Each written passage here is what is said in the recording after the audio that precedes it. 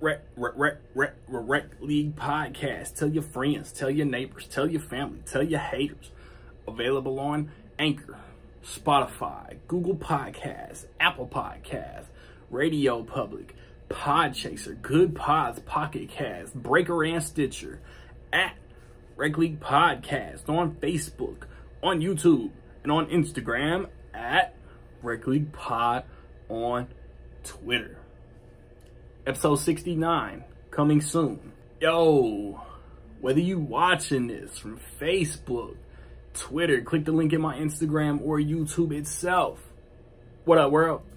So I just watched The Many Saints of Newark.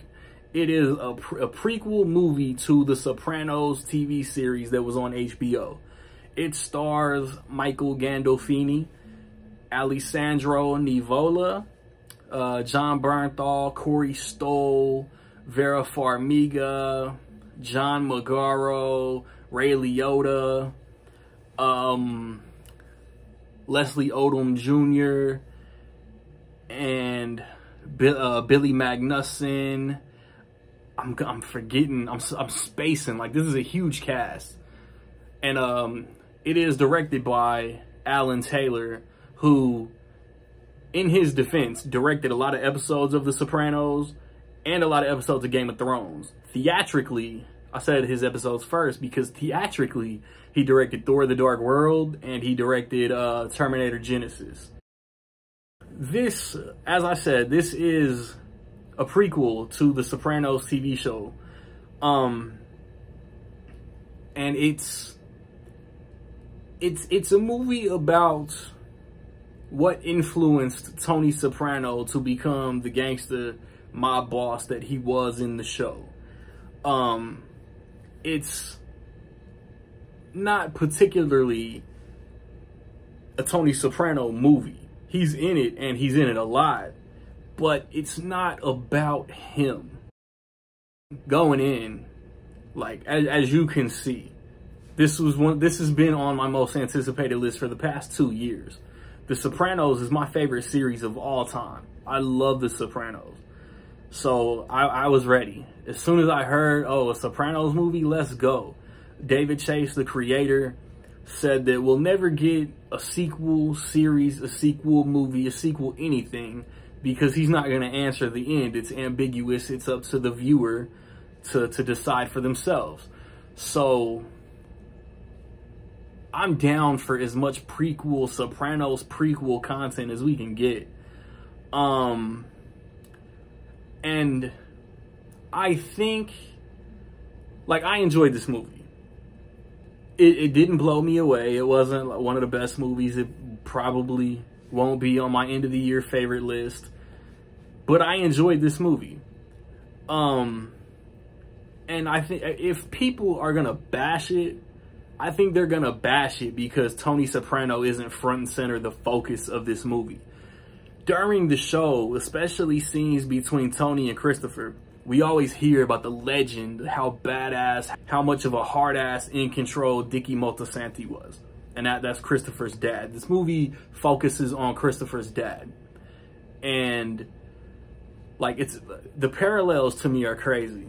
There are scenes where you see Alessandro Nivola as Dickie kind of erupt, like lose his temper and erupt.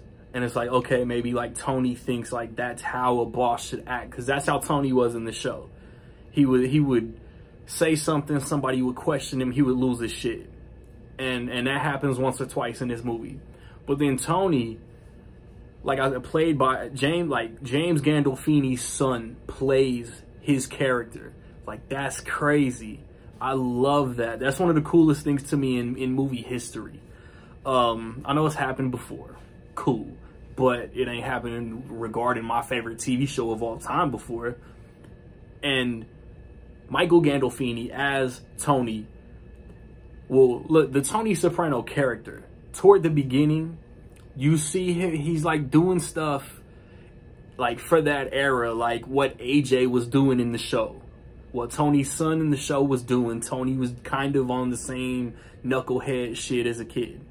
And then you see Tony as a teenager trying to impress the grown-ups that's in the life sort of the way that Christopher was in the earlier seasons before he got made. And you just like the impact and the influence is what I took my biggest takeaway from this movie. The way that Tony carries himself with his family, with his business, was he was eyes on watching Dickie like his whole youth.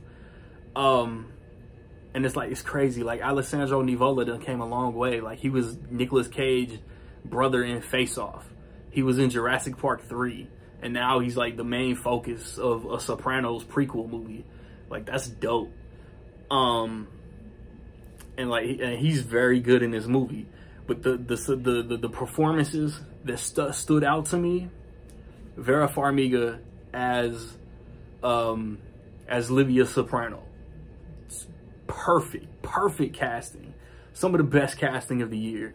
Like, she was like I told my boys on Instagram in the group chat, she was one never you mind away from me thinking that she was in the show. She was spot on. Corey Stoll as Junior, as Corrado Soprano, Uncle June.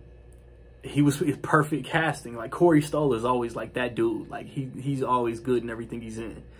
And it's like certain characters have mannerisms and posture and body language and phrases that bring you back to the show. That's like foreshadowing, I guess. But Easter eggs. Like, you have to see this show to enjoy this. You have to see the whole show to enjoy the movie. Period. Big Pussy Boppensero was good casting. I thought Silvio Dante was good casting. Even Janice was good casting. John Bernthal, like John Boy Soprano is in a handful of episodes in the show, but the little we got of him throughout the 6-7 seasons, John Bernthal was great. And like the backdrop of all of this is like race riots in New Jersey and Newark, and Leslie Odom Jr. is like the main black character, and like I liked his story. I liked his arc. This movie covers a lot, and there's so many references. Like I said, you have to know The Sopranos to enjoy this movie. So, like, while it may not have been what I completely expected it to be, I still, like, really enjoyed it. And if anybody's bashing this movie, I imagine that the show just isn't fresh in mind. Just like Entourage. Like, I really enjoyed the Entourage show, but the movie didn't do that well. And now with Many Saints of Newark being available on HBO Max and in the theater, I imagine people aren't rushing to the theater to go watch this. So, like, financially, I don't know if it's gonna make back. But like I've said a million times, like, I really enjoyed this movie.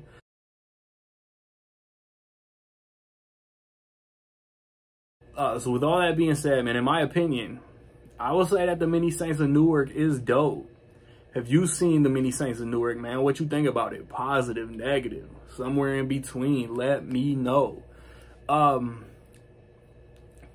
What's your favorite Sopranos episode? I'm gonna ask y'all that right now. I've recently posted reviews for the Addams Family 2, for Venom, Let There Be Carnage. Check those out.